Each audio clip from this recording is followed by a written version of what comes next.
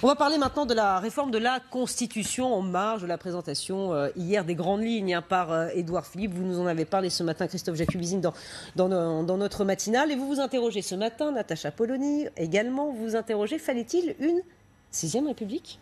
C'était pour faire plaisir à Natacha Polony que j'ai proposé ce thème, parce que nous ne sommes pas d'accord, et c'est bien. Moi, je pense qu'effectivement, il faut arrêter à chaque nouveau président de la République de proposer une réformette des institutions. Il y a eu celle de Sarkozy, il y a eu celle de François Hollande, qui a avorté. Maintenant, il y a celle d'Emmanuel Macron. Ça ne change pas grand-chose, on l'a vu, parce que finalement, l'ambition a été énormément réduite, parce qu'il faut faire plaisir à tout le monde. Il faut faire plaisir à Gérard Larcher, le président du Sénat. Il faut faire plaisir à François Bayrou, le président du MoDem. Et du coup, ça ne sert pas à grand-chose. Et comme je le disais ce matin, et je continue, on va passer des mois à en parler. Il y aura des centaines d'heures de débat. Il y aura un congrès qui peut-être finira par un échec. Il y aura des chroniques d'éditorialistes politiques qui serviront à rien. Et donc, il faut laisser cette Constitution tranquille. Elle fonctionne très bien depuis 1958. Et la révision 62 qui en fait un régime présidentiel, il faut l'assumer. Et donc c'est une démocratie parlementaire rationalisée, avec un président qui est élu sur un programme qu'il applique pendant son quinquennat. Je peux partir. Voilà, maintenant vous restez ici, parce que je pense que Natacha nous doit dire quelque chose. Sur un point, cette réforme ne changera rien, elle est purement symbolique, elle ne servira rigoureusement à rien. En revanche, nous ne nous rejoindrons pas sur un autre point, c'est prétendre que la Constitution de la Ve République fonctionne. Pourquoi ? Parce que la Constitution de la Ve République a été détruite, elle a été totalement distordue, elle n'est absolument plus conforme à ce qu'elle était en 1962 avec les équilibres que cela impliquait. Et la preuve en est que nous vivons une crise politique. Alors on fait semblant de l'oublier parce qu'Emmanuel Macron a été élu, mais souvenons-nous quand même de la situation dans laquelle on était il y a encore un an. C'est-à-dire qu'on arrivait au bout du fonctionnement de ces institutions. Nous avons un système qui, parce qu'il est majoritaire à l'Assemblée nationale, n'est absolument pas représentatif des équilibres politiques du pays. Et nous avons un système qui, aujourd'hui, ne représente pas les aspirations des citoyens. Alors, simplement, on peut en tout cas se rejoindre sur un point. C'est pas d'ajouter une petite dose de proportionnel qui changera quoi que ce soit. Et je ne suis pas non plus pour un régime totalement proportionnel qui pourrait provoquer des déséquilibres comme on en voit en Allemagne ou en Italie, c'est-à-dire l'impossibilité pendant 6 mois de former un gouvernement. Donc la question n'est pas là. La question à se poser, c'est de savoir comment on construit une démocratie.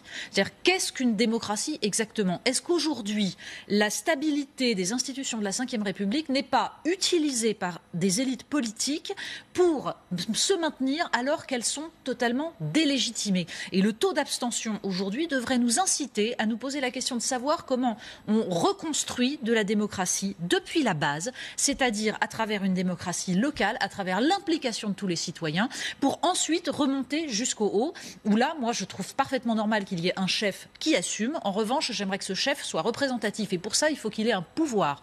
Ce n'est pas le fait que les hommes politiques ne soient pas tout à fait exemplaires ou qu'ils cumulent des mandats qui dérange les Français, en fait. Même si on vient d'en avoir la preuve ce matin par les informations. L'exemplarité, ça serait peut-être pas mal.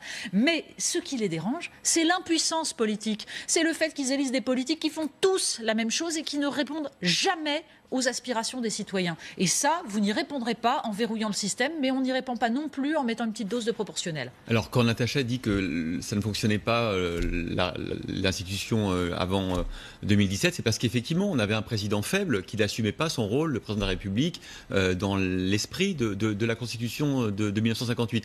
Et je ne suis pas d'accord avec Natacha. Et c'est magique, avec Emmanuel Macron, tout a changé, non, ça y est. Oui, en tout cas, c'est merveilleux. Contrairement à ce que dit Natacha, il y a eu plus de 80% des Français qui ont voté plus de 80% des Français qui ont voté à l'élection présidentielle au second tour, et donc ça légitime forcément le président qui a été élu sur un programme très clair. Ce système institutionnel est conçu pour utiliser le Front National pour renforcer le système en face. Enfin, pardon. Le Front National pouvait gagner s'il y avait une majorité de Français qui voulaient. Les Français sont allés voter pour se prémunir contre le Front National. Et c'est comme ça que ça marche, et ça permet de maintenir une politique qui n'est pas majoritaire dans le pays. C'est le scrutin présidentiel à 2 tours. Oui, c'est au ça, premier mais tour, on choisit. Aussi faire remarquer second tour, on élimine. Et ça fait 60 ans que c'est comme ça, Natacha. Et donc, non, pas tout à fait, parce que l'émergence du Front National, ça fait pas 60 ans. Et ne faites pas semblant de croire que ça n'a pas changé la donne, puisque justement, l'ensemble des révisions des institutions jusqu'à présent sont faites pour tenir compte de ça. Les primaires, c'était fait aussi pour ça, c'était fait pour verrouiller, justement, pour se prémunir face au Front National. C'est-à-dire que le Front National a supprimé le premier tour, donc il s'agissait d'en recréer d'autres. Donc ne dites pas que depuis 60 ans, rien n'a changé, c'est pas vrai. Non, moi je pense que rien n'a changé. Je pense que je pense pas qu'il y ait un complot dans chaque parti pour que les primaires désignent le candidat qui. Je pense simplement qu'effectivement on discute au premier tour, on choisit, les gens expriment des opinions très variées, et puis au second tour, on choisit quelqu'un pour gouverner le pays. Et en plus, quelqu'un qui a l'outrecuidance cette fois-ci d'appliquer son programme. Donc bon, ben voilà, ça s'appelle la démocratie. Moi, j'entends en permanence des éditorialistes politiques qui sont là en train de dire « Mon Dieu, le danger populiste, mon Dieu, il y a des partis populistes qui montent partout en Europe et en particulier en France. » Si les populistes ont la majorité absolue, ils gouverneront. À côté de ça, on vient nous expliquer « Mais il n'y a aucun problème, le système politique fonctionne parfaitement bien, tout va bien. » Donc continuons comme ça. J'ai dit que la démocratie fonctionnait plutôt mieux que celle que je vois dans le reste de l'Europe. Après, on n'a pas forcément les mêmes opinions, mais par exemple, une démocratie comme la démocratie italienne qui n'arrive pas à avoir de gouvernement, comme la démocratie britannique qui finalement sort de l'Europe et le regrette après parce qu'il y a une sorte de poussée de populisme au moment du Brexit. Non, je trouve que notre système fonctionne. Il est peut-être un peu conservateur, notre système. C'est vrai, Natacha, je te l'accorde. C'est pas une question de conservatisme. Mais globalement, je trouve qu'il fonctionne très bien. Il n'est pas conservateur. Il verrouille les institutions. Ça marche quand vous avez le général de Gaulle qui part quand il décide qu'il n'est plus légitime. Ça marche pas quand vous avez des hommes politiques qui utilisent ça pour se maintenir au pouvoir parce que et envers et contre tout, alors même qu'ils ont décidé eux-mêmes leur impuissance vis-à-vis des marchés financiers, vis-à-vis de l'Union européenne et vis-à-vis d'à peu près tout. Vous ne pouvez pas dire ça. Ils se seront tous été balayés du pouvoir par les Français en 2017. Tous ceux qui ont pendant 30 ans incarné la politique. Vous ne pouvez pas dire que c'est un système qui leur permet de rester. On a changé les têtes. Vous avez l'impression que le système a changé. Vous avez l'impression que les idées ont changé. C'est sûr que la politique menée n'est pas celle dont vous rêvez, Natacha. Mais c'est pas une question de rêve. Peut-être la prochaine fois. C'est une question d'analyse, Christophe. Vous avez l'air de ne rien comprendre à ce qui s'est passé en 2017. Je fais un effort. Il y a eu un changement de tête. Un changement de tête qui a permis de perpétuer rigoureusement la même politique. Bon. Écoutez, on va en rester là. Merci beaucoup.